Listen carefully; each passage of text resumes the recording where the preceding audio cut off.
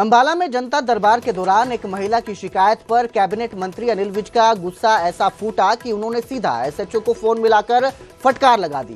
क्या है पूरा मामला, ये रिपोर्ट देखिए। ये उस औरत को कहता है मैं तेरे को अंदर कर दूंगा, ये कौन होता है अंदर करने वाला?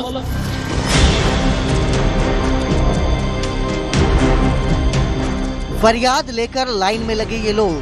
ये दृश्य अंबाला में कैबिनेट मंत्री अनिल विज के जनता दरबार का है और इन्हीं के बीच अपनी फरियाद लेकर पहुंची थी एक महिला, जिसकी कहानी सुनने के बाद कुछ ही सेकंड में कैबिनेट मंत्री की गूंज की आवाज सुनाई।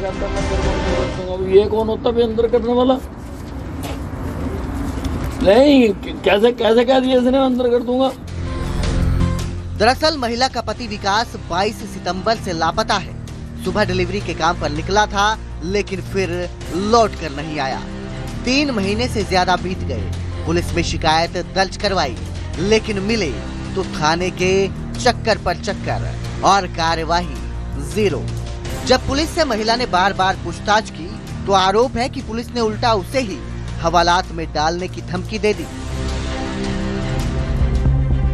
जिसके बाद जब महिला विज के दरबार में पहुंची और अपनी शिकायत सुनाई तो माहौल बदल गया।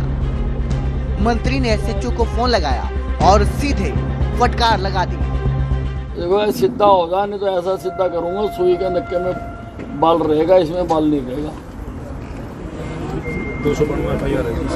292 FIR है।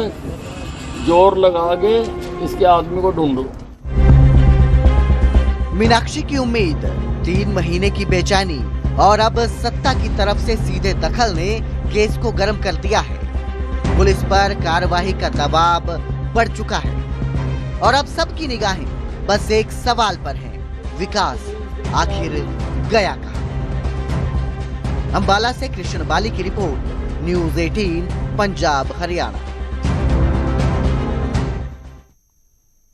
तो वहीं मुख्यमंत्री नायब सिंह सैनी की आज चंडीगढ़ में कई बैठकें हैं। दोपहर 12 बजे लाडो लक्ष्मी योजना को लेकर मुख्यमंत्री की बैठक है, तो वहीं 2 बजे मुख्यमंत्री अंत्योदय परिवार उत्थान योजना को लेकर मीटिंग करेंगे। 3 बजे 2025-2026 के बजट घोषणाओं के इम्प्लीमेंटेशन को लेकर रिव्यू किया जाएगा।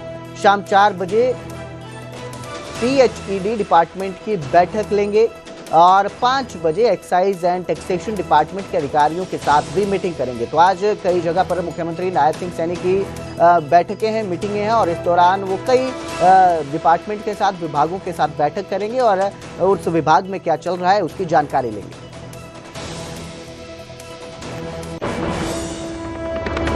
मुख्यमंत्री नायब सिंह सैनी ने संविधान निर्माता डॉक्टर भीमराव अंबेडकर के महापरिनिर्वाण दिवस पर उन्हें नमन किया।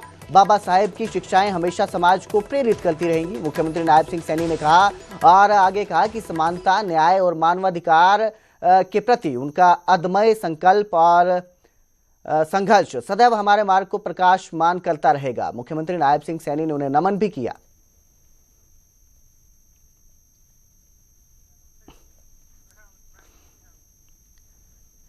सोनीपत में कांग्रेस की राज्य स्तरीय बैठक हुई। 14 दिसंबर को वोट चोर रैली को लेकर रणनीति तय की गई। इस बैठक में हुड्डा बोले कि लोकतंत्र गंभीर खतरे में है। दीपेंद्र हुड्डा ने कहा कि खेल बजट इवेंट्स में खर्च किया जाएगा। वहीं बीजेपी पर चुनाव में साम दाम दंड भेद लगाने का आरोप लगाया। हरियाणा में प्रति व्यक्ति सबसे ज्यादा टोल वसूली होती है, ये भी उन्होंने आरोप लगाए। इसके साथ ही इस बैठक में रूस में फंसे युवाओं पर सरकार से बातचीत की मांग की। इस बैठक में कुमारी शैलजा और सुरजेवाला इस बैठक से नजर आए।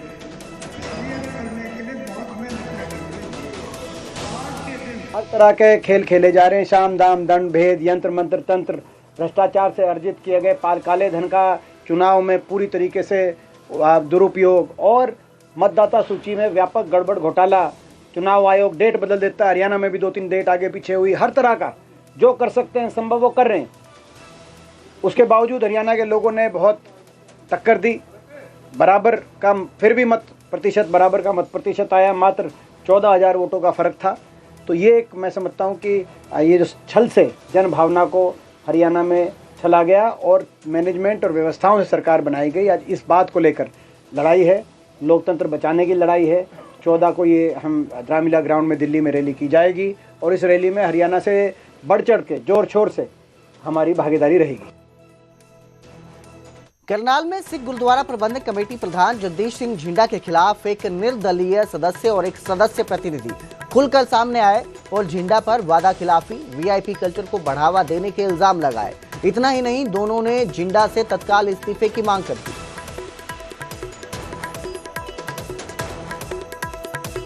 बहुत ही सोच समझ के और लोगों की संगत की डिमांड के ऊपर झिंडा साहब जी को प्रधान बनाया था कि संघर्षी हैं। सभी 29 मेंबर ने इनको साथ बनाया। इन्होंने बनने के बाद ही सभी के साथ अपना जो है एक पार्टी बेस के ऊपर काम करना शुरू कर दिया। सभी को साथ लेके नहीं चले, ये उसका आदमी है, ये उसका आदमी है। जब 29 मेंबर एक मंच के ऊपर इकट्ठे हो गए तो सभी को साथ लेकर चलना चाहिए। ये इलाके में सपोज जो कि मेरे इलाके में गए हैं तो प्रधान जी का काम होता है कि फोन करें मेंबर्स को भी आपके इलाके में आए तो कोई काम है या कोई वैसे है। तो कभी इन्होंने 4 बार जाके आए, कभी भी फोन नहीं किया कि मेंबर साहब आपके क्या चाहते हैं। हम तो ये चाहते हैं कि इनको दे देना चाहिए, इस्तीफा दे देना चाहिए। ਪੂਰੀ ਮਿਹਨਤ ਕਰਕੇ ਅਸੀਂ 17-18 ਸੀਟਾਂ ਵੰਡੀਆਂ, ਜਿਹਦੇ ਚ 9 ਜਿੱਤੀਆਂ ਅਸਾਂ, ਜਿਹੜੇ ਟੋਟਲ 4 ਹੀ ਮੈਂਬਰ ਸਾਡੇ ਹਰਿਆਣੇ ਦੇ ਵਿੱਚ ਹਰਿਆਣਾ ਸੇ ਗੁਰਦੁਆਰਾ ਪ੍ਰਬੰਧਕ ਕਮੇਟੀ ਦੇ ਮੈਂਬਰ ਬਣੇ। ਪੂਰਾ ਚਾਅ ਸੀ, ਸੰਗਤਾਂ ਨੂੰ ਵੀ ਚਾਅ ਸੀ, ਸਾਨੂੰ ਵੀ ਕਿ ਝਿੰਡਾ ਨੇ ਸੰਘਰਸ਼ ਕੀਤਾ, ਇਹਨਾਂ ਨੂੰ ਪ੍ਰਧਾਨ ਬਣਾਇਆ। ਅਸੀਂ 29 ਬੰਦਿਆਂ ਨੇ ਇਹਨੂੰ ਪ੍ਰਧਾਨ ਬਣਾਇਆ, ਜਿਹਦੇ ਵਿੱਚੋਂ 18 ਬੰਦਿਆਂ ਨੇ ਸਾਈਨ ਕਰਕੇ ਇਹਦੇ ਤੋਂ ਅਲੱਗ ਹੋ ਗਏ ਵੀ ਅਸੀਂ ਇਹਨੂੰ ਪ੍ਰਧਾਨ ਨਹੀਂ ਮੰਨਦੇ। ਕਿਉਂ ਨਹੀਂ ਮੰਨਦੇ? ਇਹਦੇ ਜਿਹੜੇ ਕਾਲੇ ਕਾਰਨਾਮੇ ਨੇ ਉਹਨਾਂ ਦੀ ਵਜ੍ਹਾ ਤੋਂ ਅਸੀਂ ਇਹਨੂੰ ਪ੍ਰਧਾਨ ਨਹੀਂ ਸਮਝਦੇ। ਅਸੀਂ ਹਟਾਉਣਾ ਚਾਹੁੰਦੇ ਹਾਂ, ਇਹਨੂੰ ਆਪਣੇ ਆਪ ਹੀ ਅਸਤੀਫਾ ਦੇ ਦੇਣਾ ਚਾਹੀਦਾ ਹੈ ਕਿ ਉਹਦੇ ਬੰਦੇ ਨਾਲ ਹੀ ਕੋਈ, ਇਹਦੇ ਨਾਲ ਤਾਂ ਬੰਦੇ ਹੀ ਨਹੀਂ ਗਏ। 29 ਬਣਾਇਆ ਸੀ, 19 ਅਸੀਂ ਅਲੱਗ ਆ, ਇਹ ਸਿਰਫ 10 ਨੇ ਇਹਨੇ। ਜਿੰਨੇ ਵੀ ਐਲਾਨ ਕੀਤੇ ਨੇ ਇਸਨੇ ਇੱਕ ਵੀ ਕੋਈ ਕੰਮ ਕੀਤਾ ਹੋਏ, ਲਗਭਗ ਸਾਲ ਹੋਣ ਵਾਲਾ ਇਹਨੂੰ ਪ੍ਰਧਾਨ ਬਣੇ ਨੂੰ, ਕੋਈ ਇੱਕ ਕੰਮ ਕਰਦੇ। ਇਹਨੇ ਕਿਹਾ ਮੈਂ ਪੰਜਾਬੀ ਭਾਸ਼ਾ ਨੂੰ ਬਹੁਤ ਅੱਗੇ ਵਧਾਵਾਂਗਾ, ਸਰਕਾਰ ਨੇ ਵੀ ਦੂਜਾ ਦਰਜਾ ਦਿੱਤਾ ਭਾਸ਼ਾ ਦਾ, ਅਸੀਂ ਵੀ, ਲੇਕਿਨ ਫਿਰ ਵੀ ਜਿੱਥੇ ਕਿਤੇ ਟੀਚਰ ਨਹੀਂ, ਜਿਹੜੇ ਪਿੰਡਾਂ 'ਚ ਅਜੇ ਵੀ। रोहतक में कांग्रेस सांसद दीपेंद्र सिंह हुड्डा ने para power lifter Rohit Dhankhar के परिजनों से मुलाकात की और न्याय की मांग की। रोहित नेशनल लेवल का खिलाड़ी था, जिसका 27 नवंबर को भिवानी के रेवाड़ी खेड़ा गांव में एक शादी समारोह में बर्बरता के साथ कत्ल कर दिया गया। मामूली सेल्फी विवाद ने कुछ ही मिनटों में भीड़ को हिंसक झुंड में तब्दील किया और शादी से लौटते वक्त उसकी गाड़ी रोककर लाठी डंडों से हमला किया गया। गंभीर रूप से घायल रोहित की मौके पर ही वो वहीं पे छोड़कर चले गए उसे, और परिवार इस हादसे के बाद अब सदमे में है। बेटा जा चुका है, आरोपी अब तक फरार है। पुलिस जांच तेज करने की मांग की जा रही है, वहीं न्याय की मांग भी अब जोर पकड़ रही है।